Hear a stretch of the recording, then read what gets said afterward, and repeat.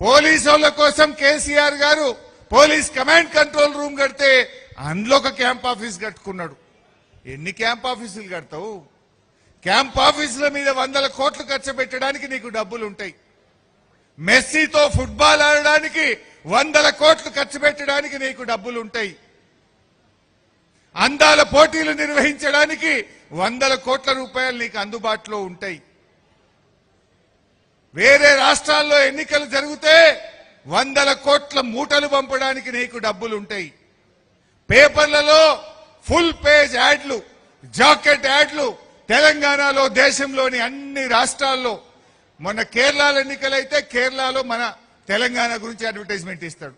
ఢిల్లీలో ఎన్నికైతే ఢిల్లీలో పోయి తెలంగాణ గురించి అడ్వర్టైజ్మెంట్ ఇస్తాడు. మహారాష్ట్రలో ఎన్నికలు వస్తే మన తెలంగాణ గురించి పోయి మహారాష్ట్రలో అడ్వర్టైజ్మెంట్లు ఇస్తాడు.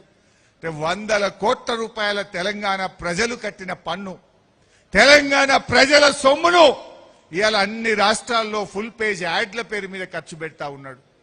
పేపర్ యాడ్లకు ఉంటాయి, పక్క రాష్ట్రాల్లో ఎన్నికలకు డబ్బు మూటాలు పంచడానికి ఉంటాయి, రాహుల్ గాంధీకి నెల నెల పన్నులు కట్టడానికి డబ్బులుంటాయి, నీ ఫుట్బాల్ షోకులకు డబ్బులుంటాయి, అందాల పోటీలకు డబ్బులుంటాయి, క్యాంప్ ఆఫీసులు కట్టుకోవడానికి డబ్బులుంటాయి, 1,00,000 కోట్లతో ఫ్యూచర్ సిటీ కట్టడానికి డబ్బులుంటాయి, 1,50,000 కోట్లతో మూసి సుందరీకరణ చేయడానికి డబ్బులుంటాయి.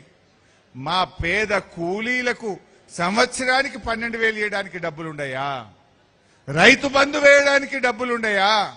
రైతు బీమా వేయడానికి డబ్బులుండవా? రైతులకు బోనస్ ఇవ్వడానికి డబ్బులుండయా?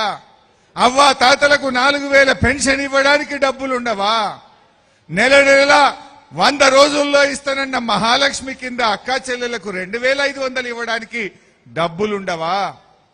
అంటే డబ్బులు లేక కాదు, రేవంత్ రెడ్డికి పేదలంటే గిట్టదు.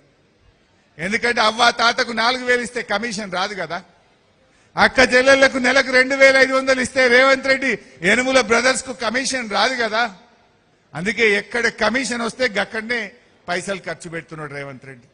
1,00,000 కోట్ల మూసి సుందరీకరణకు డబ్బులు పెడుతున్నావు అంటే నీ కమిషన్ల కోసం, నీ రియల్ ఎస్టేట్ వ్యాపారం కోసం పెడుతున్నావు. ఫ్యూచర్ సిటీ మీద ఖర్చు పెడుతున్నావంటే నీ రియల్ ఎస్టేట్ వ్యాపారం కోసం, నీ కమిషన్ల కోసం ఖర్చు పెడుతున్నావు. ఇది ఈ రాష్ట్రంలో జరుగుతున్నటువంటిది.